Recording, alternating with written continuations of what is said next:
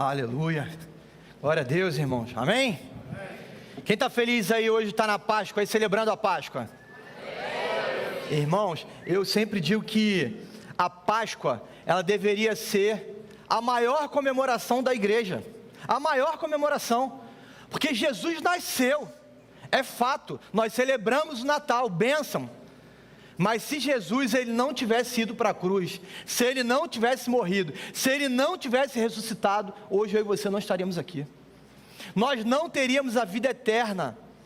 E isso me alegra muito, porque a Páscoa é motivo de alegria, não é motivo de tristeza. Às vezes a gente tem o hábito de pensar assim, poxa, a Páscoa, né? Caramba, Jesus morreu. Olha, querido, Jesus morreu, é verdade. Mas Ele morreu porque Ele te amou. Ele morreu porque Ele me amou. Ele morreu porque Ele falou assim, eu entendi, tem um plano. E eu vou cumprir esse plano. Amém? Glória a Deus por isso. Quem esteve aqui ontem no nosso musical? Olha aí, ó. Quem não veio, perdeu, irmão. Perdeu, foi lindo demais. Mas eu quero deixar você com água na boca, porque a gente está preparando algo incrível para o nosso Natal. Eu sonho de fazer um Natal aqui, onde os moradores aqui de Botafogo, quando passarem por aqui, eles vão olhar para essa igreja e vão falar assim, o que está acontecendo ali? Eu quero ir lá. Despertar a curiosidade nesse pessoal, virar um marco mesmo no bairro, das pessoas olharem e falarem assim, domingo de Natal, tem que ser lá na Igreja Batista Atitude da Zona Sul, porque a ideia não é trazer um espetáculo, é claro que o espetáculo é algo que atrai as pessoas, mas o objetivo do espetáculo é trazer vidas para Jesus. Lá na sede, o pessoal faz todo aquele movimento, não sei quem acompanha aí pelas redes sociais, já teve a oportunidade de ir lá e assistir o espetáculo de Natal e de Páscoa também. Irmãos, mais de 200 pessoas se converteram. Olha que coisa linda. Aí eu falo para você, não vale a pena investir nisso? Claro que vale. São vidas. É todo um trabalho realizado para que vidas sejam alcançadas. E a gente quer chegar nesse nível aqui. A gente estava sonhando com isso aqui, o Elias que esteve aqui com a gente ontem, e antes de ontem também, ele nos ajudou aqui no nosso musical, ele é quem promove tudo isso lá na sede. Ele falou, pastor, a gente vai fazer um negócio aqui espetacular no Natal, vamos lá. Eu falei, então a gente vai sonhar junto, vamos caminhar. Irmãos, o povo de Israel, ele sempre se alegrou com a Páscoa. A Páscoa era um motivo de alegria, era um motivo de celebração, era um motivo deles lembrarem o que Deus havia feito com aquele povo, era um motivo de lembrar da libertação da escravidão. O povo vivia cativo, vivia escravo, e foi liberto.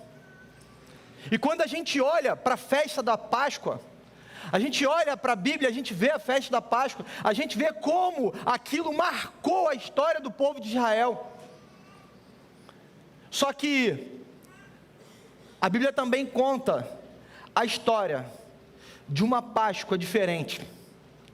Uma Páscoa que foi marcada não mais pela saída do povo de Israel da escravidão, mas pela nossa libertação. Pela libertação do povo de Deus. Nós fomos libertos através de Jesus. Você crê nisso? Amém? A Rafa leu aqui que quando Jesus ele foi crucificado, o véu se rasgou de alto a baixo e ele se partiu em dois, declarando ali que nós temos livre acesso agora ao Pai, livre acesso a Jesus. A Páscoa, ela foi marcada pelo derramamento do sangue de Cristo, o Cordeiro Imaculado, aquele que não tinha pecado, mas que pagou o preço do pecado por nós, aquele que se entregou, aquele que entendeu o seguinte, não tem outro jeito, eu vou precisar morrer, eu preciso ir e cumprir o propósito que o Pai tem para essa humanidade, e por isso Ele veio, Ele morreu e Ele ressuscitou. E a Páscoa ela precisa ser celebrada agora pelo Cordeiro de Deus que tirou o pecado do mundo. Ele nos ensina muito, durante todo aquele trajeto que ele cumpre até chegar no Calvário. Eu queria destacar com você, nessa manhã, 4 momentos, 4 etapas dessa caminhada de Jesus até o Calvário. Jesus, ele passa por um processo até ele ser crucificado. A Bíblia, ela nos relata isso nos Evangelhos. E lá em Mateus, capítulo 26, a partir do verso 17, inicia ali uma história. O caminho do Calvário é o tema dessa pregação nessa manhã. O caminho do Calvário.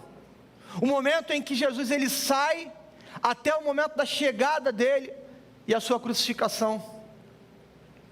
Jesus, ele, nesse momento, nesse caminho, ele passa por um lugar, é o cenáculo. Lá no versículo 26 de Mateus, a partir do verso 17, começa a relatar essa história. O cenáculo, Jesus, ele entra na cidade, ele se reúne com os seus discípulos, aqueles que caminhavam com Jesus, aquele que Jesus chamou, escolheu para estar ao seu lado. Jesus, então, estava ali naquele primeiro dia de festa. Ele chama os seus discípulos, ele fala assim: olha, vamos entrar para celebrarmos a Páscoa. Era a festa dos pães sem fermento. Ali, Jesus, ele se reúne com os seus discípulos. Ele então celebra a ceia. Ele senta à mesa. Ele chama os seus discípulos. Ele fala assim: é necessário que eu morra. É necessário que eu seja entregue. Ele diz ali para eles qual era o plano. Naquela última refeição, naquela última ceia, naquele último momento com os seus discípulos, Jesus, ele chama para a mesa. Nós já pregamos aqui, já falamos sobre a importância da mesa. A mesa é lugar de comunhão. A mesa é lugar de intimidade. A mesa é um lugar de histórias. A mesa é um lugar de compartilharmos. A mesa é lugar de reconhecer a provisão do Pai. E naquele momento Jesus senta com os seus discípulos. Ele começa então a compartilhar do pão, a compartilhar do vinho. Aqueles discípulos olham para Jesus e meio que sem entender o que estava acontecendo. Jesus começa a mostrar para eles, fala assim: é chegada a minha hora. Essa é a última refeição que a gente vai fazer junto. Jesus, ele queria ensinar para os discípulos que a mesa era um lugar de comunhão. Então Jesus, ele pega uma toalha e ele coloca na sua cintura. Ele começa então a lavar os pés dos seus discípulos. Jesus começa a lavar o pé de cada um deles. E quando Jesus pega então aqueles pés para lavar, eu fico imaginando aqueles pés sujos, aqueles pés cheios de poeira, alguns machucados, castigados pelo caminhar no deserto. Não tinha tênis, não tinha proteção. Jesus se ajoelha, ele se agacha ali, então ele pega aqueles pés, ele começa a lavar os pés dos seus discípulos, mostrando que no reino de Deus, aquele que é mais importante é o que serve, e não aquele que é servido. Ele começa a nos ensinar que nós fomos chamados para servir, e não para sermos servidos. Jesus nos dá aqui uma grande lição. Ele demonstra que cada um de nós aqui fomos chamados para servir quem está do nosso lado, para servir quem está na nossa célula, para servir aqueles que estão ao nosso redor. Ao contrário daquilo que o mundo prega, o mundo vai dizer que aquele que é importante precisa ser servido, mas Jesus mostra completamente o contrário. Ele demonstra que no reino dos céus, o maior é aquele que serve. Que lição, irmãos, que ensinamento. Naquele momento, os discípulos todos ali reunidos, sentados em volta daquela mesa, a última ceia, Jesus lava os pés dos discípulos, ele anuncia ali: um de vocês vai me trair, um de vocês vai me trair. Provavelmente Judas, na sua mente, já de falar assim: eu sei, sou eu. Ele tinha um intento de trair Jesus. Jesus ali dá uma oportunidade para ele e fala assim: Judas, se você quiser, dá tempo de se arrepender, hein? Mas Judas segue com o plano. Jesus também nos dá outro ensinamento aqui. Ele sempre nos dá uma nova chance de arrependimento. Ele está ali sentado com seus discípulos. Ele faz a refeição. Ele lava os pés. Ele anuncia que um deles iria traí-lo. E o texto diz que esse momento, ele se encerra com uma canção. Ele se encerra com uma música. E aí você pode viajar aí no seu pensamento, você imagina qual a música que Jesus cantou ali. Você imagina Jesus ali cantando com seus discípulos, falando para eles assim: olha, é chegada a hora, eu vou para a cruz, mas eu vou vencer a morte. O cenáculo, ele nos ensina que a mesa é o lugar de comunhão. Ele nos ensina que nós precisamos servir. Ele nos ensina que Deus também sempre nos dá uma nova chance. Caminhando, Jesus, ele sai dali, e ele vai para um outro lugar. Ele vai para um lugar chamado Getsêmani. Eu queria que você pensasse também nesse lugar. A partir do versículo 36, o texto relata essa parte do caminho. Jesus chegando no jardim do Getsêmani. Jesus vai até ali para ter um momento de oração. Ele chama os seus discípulos, mas ele traz para perto 3 discípulos mais próximos dele. E ele fala assim: olha, agora nós vamos orar. Agora nós vamos nos colocar na presença do Pai. E ele sai, ele vai orar. Ele deixa os discípulos ali, ele se afasta um pouco. Quando Jesus ele retorna, ele olha, os discípulos estão lá dormindo, cochilando, cansados, pegaram no sono, não conseguiram manter ali aquele momento de oração com Jesus. A angústia era tão grande, irmãos, a angústia dele era tão grande, que o texto diz que naquele momento, o seu suor se transformou em gotas de sangue. A angústia de saber que ele passaria pela cruz, a angústia de receber sobre si todos os nossos pecados, a angústia de entender que haveria ali uma separação dele com o Pai. Jesus, ele iria enfrentar a maior de todas as dores, a maior dor da humanidade. Ele estava ali disposto a viver isso. E a sua angústia, a sua agonia era tão grande, para você poder imaginar um pouquinho do que Jesus passou nesse momento, lá no Getsêmani. Para pensar quando você peca, quando a gente cai, quando a gente erra, quando a gente desagrada o coração de Deus.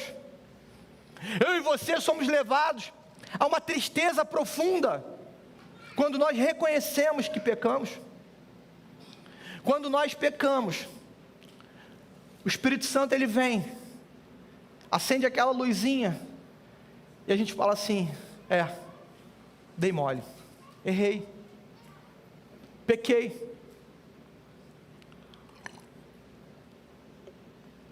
E aquilo traz uma dor.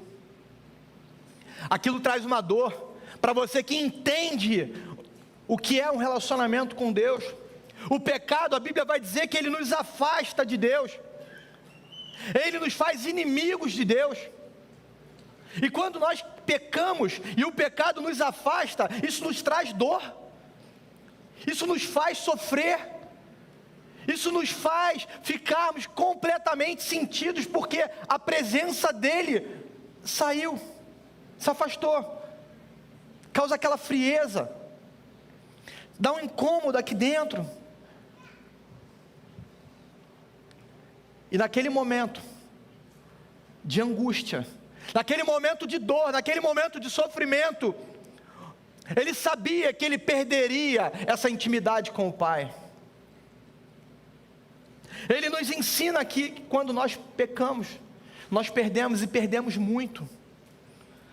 A consequência dos nossos erros, às vezes você perde uma amizade, às vezes você perde um casamento, às vezes você perde um filho, às vezes você perde um emprego, às vezes você perde um ministério, às vezes você perde coisas tão valorosas na sua vida, porque o pecado, ele nos traz perdas, porque o pecado, ele nos traz dor, afastamento, porque o pecado, ele nos leva a ficarmos distantes de Deus. Naquele momento, Jesus ele faz uma oração, e ele fala para Deus assim: Senhor, se for possível, arruma outro jeito, porque já está doendo agora. Só de pensar nisso tudo, já dói. Será que não tem outra maneira? Será que o Senhor não tem outra maneira de fazer isso? E a resposta de Deus para Jesus naquele momento é assim: é necessário você passar por isso. É necessário você fazer isso. Ele nos ensina que muitas vezes Deus não vai responder aquilo que eu e você queremos. Nem sempre Deus vai dizer sim para a gente. Nem sempre Deus vai dizer para você: não, tá bom, eu vou dar um jeitinho aqui, eu vou organizar tudo, vai ficar tudo bem. Não. Às vezes é necessário passar por determinadas situações. Era o maior sofrimento, mas ele entendeu que era necessário. Existe um outro ensinamento que ele nos deixa aqui também no Getsêmani. Naquele momento, os discípulos estavam ali com ele. Como eu falei, ele separou 3 dos seus discípulos, aqueles mais chegados, aqueles mais próximos, para orar com ele. Mas esses discípulos não conseguiram carregar com Jesus aquela dor. E ele nos ensina que às vezes no momento de dificuldade, quem mais você ama pode virar as costas para você. Às vezes quem está muito perto de você, talvez não vai caminhar com você durante a sua dor. Talvez no momento de dificuldade você vai olhar para o lado e você vai falar assim: eu estou sozinho. Não tem ninguém aqui do meu lado. Todo mundo se foi. Agora sou eu e o Pai. Agora sou eu e Deus. Agora não tem jeito. Eu preciso encarar. Mas Jesus, ele olha para aquela situação e ele fala assim: se é isso que tem que ser feito, então eu vou fazer. E ele sai daquele lugar. Ele passou pelo cenáculo. Ele passou pelo Getsêmani. Jesus, ele chega também num outro lugar. O seu caminho passa pelo pretório. A partir do capítulo 27, versículo 11, você pode ler essa história. Do 11 ao 26. Jesus, ele chega diante de Pilatos. Naquele momento, Jesus, ele é tratado como um delinquente, um ladrão, um impostor, alguém marginalizado. Jesus, ele chega naquele lugar ali como um rebelde. Apanhou, foi humilhado, açoitaram ele.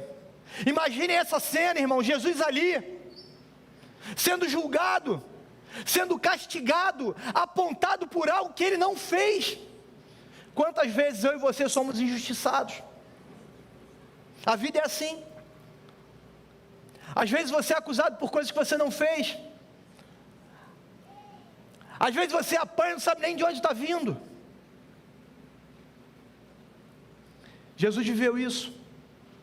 Jesus, quando nós olhamos aqui para essa situação, ele foi cuspido, foi xingado, chicoteado, seu sangue sendo derramado. Imaginem só, naquele momento, Jesus ali, sendo completamente dilacerado.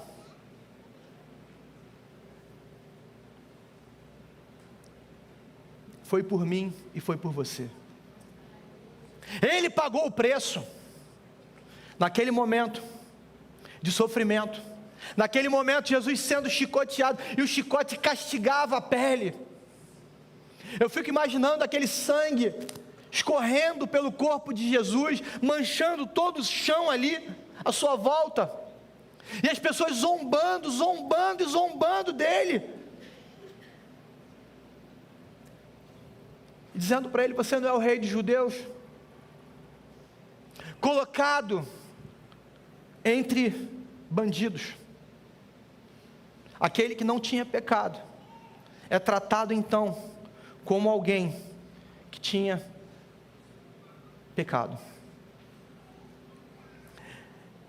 Ele podia ter desistido, ele podia ter falado assim: chega, não dá mais, eu não quero mais isso, está doendo no meu corpo, isso não é para mim, não sou eu quem mereço isso. Mas ele continuou, ele recebeu todos os açoites, ele recebeu o castigo, ele foi traído, fizeram mal para ele, falaram mal dele, talvez falaram mal de você também. Eu quero te dizer nessa manhã: vá até o fim, não desista. Não desista, porque Jesus, ele pagou o preço por você. E finalmente, ele chega no Calvário.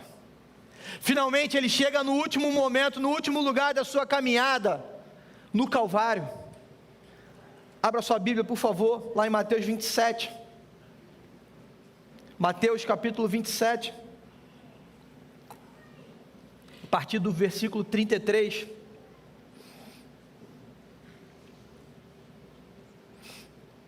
O texto diz assim, Mateus 27, a partir do verso 33. Chegando a um lugar chamado Gólgota, que quer dizer lugar da caveira, deram a Jesus vinho misturado com fel para ele beber, mas depois de prová-lo ele recusou. Depois de o crucificarem, dividiram as roupas dele, lançando sorte, e sentando-se vigiavam ali. Por cima da sua cabeça colocaram por escrito a acusação feita contra ele: este é Jesus, o rei dos judeus. 2 ladrões foram crucificados com ele, um à sua direita e o outro à sua esquerda. Os que passavam lançavam-lhe insultos, balançando a cabeça, dizendo: você que destrói o templo e reedifica em 3 dias, salve a você mesmo. Se é o Filho de Deus, desce dessa cruz.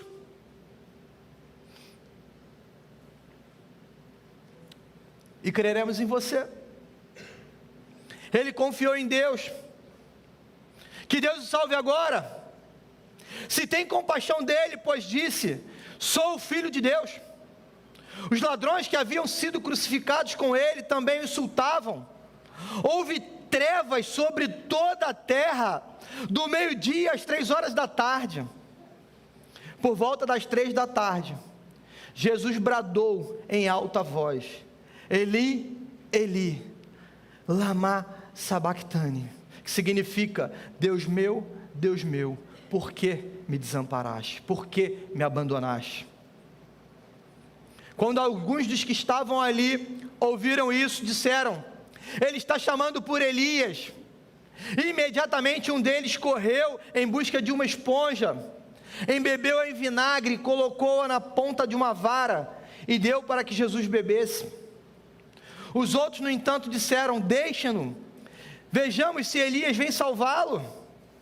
Naquele momento, o véu do templo rasgou-se em duas partes, de alto a baixo. A terra tremeu e as rochas se fenderam. Jesus, porém, bradando novamente em alta voz, entregou o Espírito.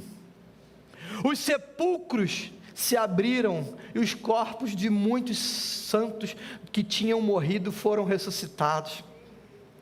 Estes, saindo dos sepulcros, depois da ressurreição de Jesus, entraram na cidade santa e apareceram a muitos. Quando o centurião e os que com ele vigiavam Jesus viram o terremoto e tudo o que havia acontecido, ficaram aterrorizados, exclamaram: verdadeiramente este era o Filho de Deus. Feche seus olhos, vamos orar. Paizinho, muito obrigado. Obrigado porque o Senhor nos amou de tal maneira que o Senhor enviou Jesus Cristo para morrer naquela cruz. E a sua morte nos garantiu a vida eterna. E a sua morte nos garantiu o perdão do pecado. Fala conosco, Senhor. Continua falando nessa manhã, em nome de Jesus. Amém. Nós não vamos estender muito. Já falamos sobre algumas etapas do caminho de Jesus em direção ao Calvário. Jesus na ceia com seus discípulos, Jesus no Getsêmani, Jesus perante Pilatos, então Jesus agora no Calvário. Jesus foi para o Calvário. Os políticos poderiam dizer naquela hora ali: olha, ele merece, é ele que tem que ir mesmo, ele não diz que é o rei dos judeus. Só que não poderiam obrigar Jesus a fazer aquilo. Ele fez isso porque ele nos amou. João 3,16 fala sobre isso. Ele afirma que Deus deu o seu único filho. Ele fez isso por amor. Ninguém poderia obrigar Jesus a ir para a cruz. Ninguém poderia, nem mesmo as autoridades da época.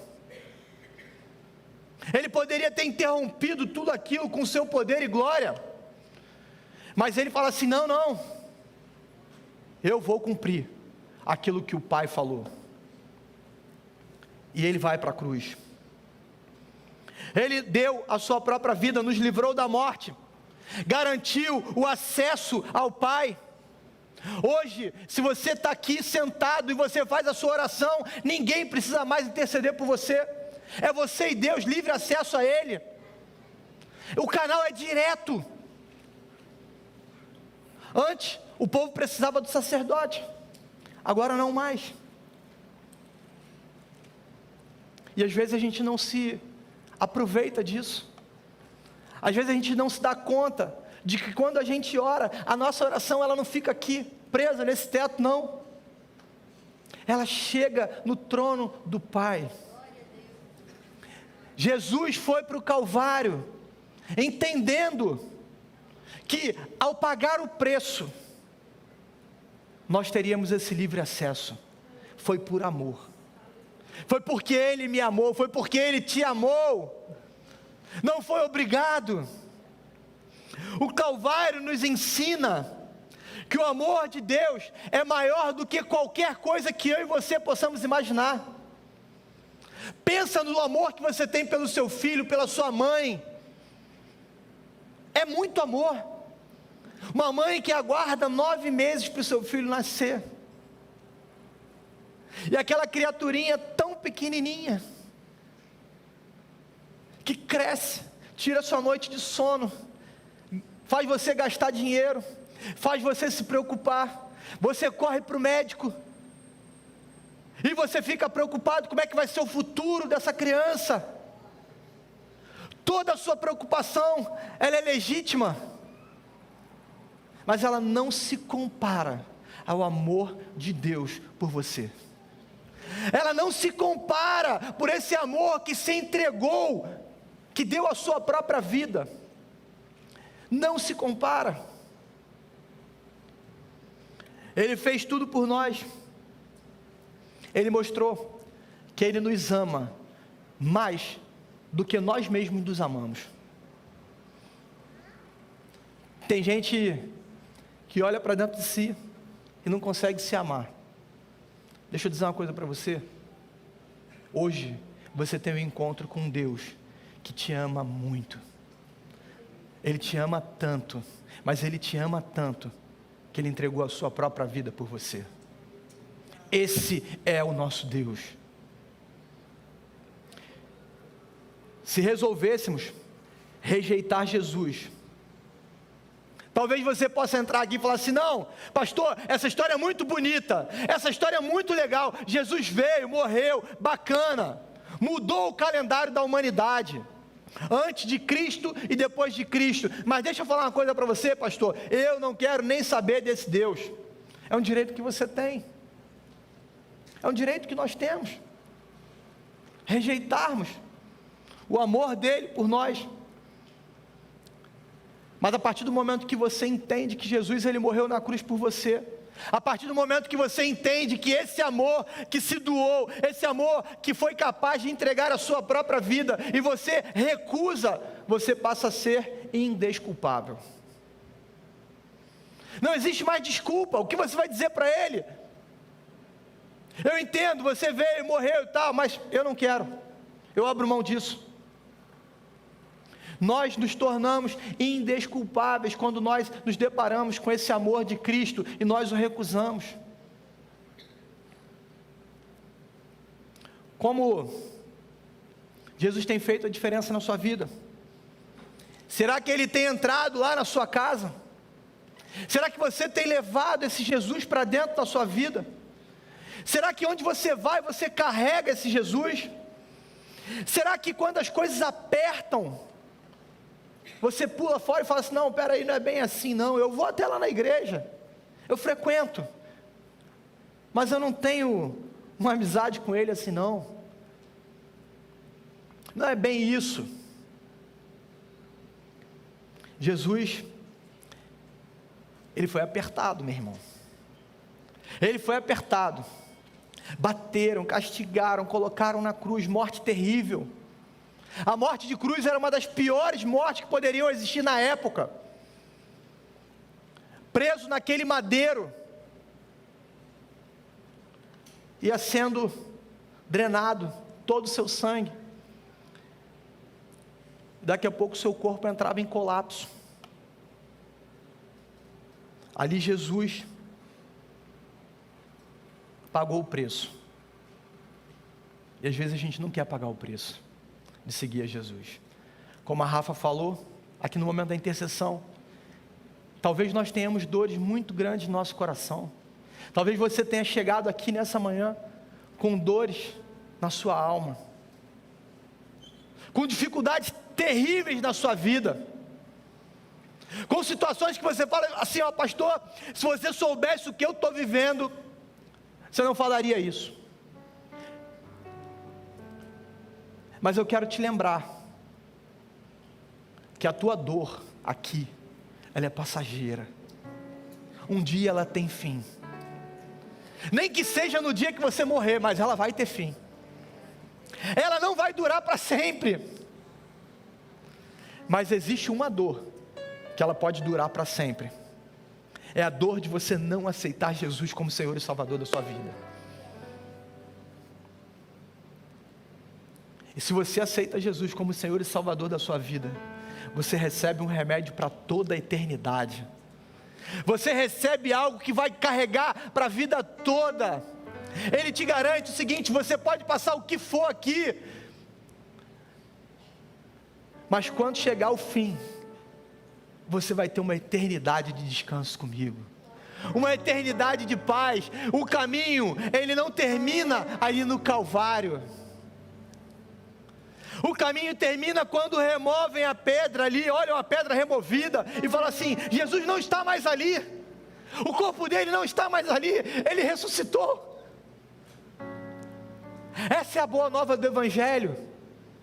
Isso é Páscoa. Essa deve ser a nossa alegria. Olharmos para o sepulcro e olharmos e falar assim: está vazio, Ele não está mais lá, Ele ressuscitou e Ele está vivo.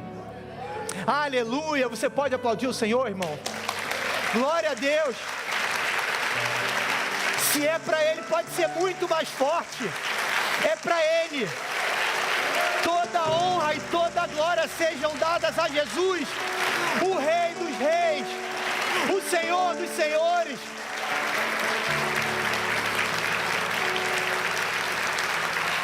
Aleluia, irmão. Aleluia. Louvado seja o Senhor. A cruz está vazia. A cruz está vazia. E o céu está lotado. Porque Ele morreu, Ele pagou o preço. E você que já aceitou a Jesus, você sabe disso. Você tem o seu lugar garantido ao lado dEle, para toda a eternidade. Baixe sua cabeça, feche seus olhos. Hoje é dia de mudar essa história. Hoje é dia de você dizer sim para Jesus. Hoje é dia de você olhar para a cruz. Talvez você carregue com você aquele crucifixo onde Jesus ainda está aí.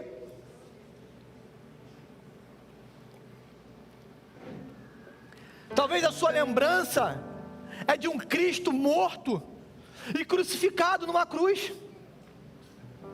Mas nessa manhã, eu quero te convidar a você olhar para a cruz e falar assim: a cruz agora, ela está vazia.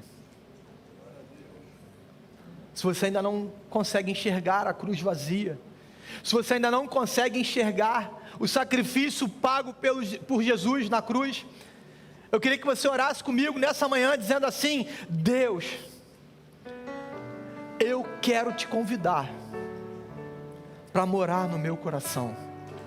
Eu quero te convidar para entrar e mudar a história da minha vida.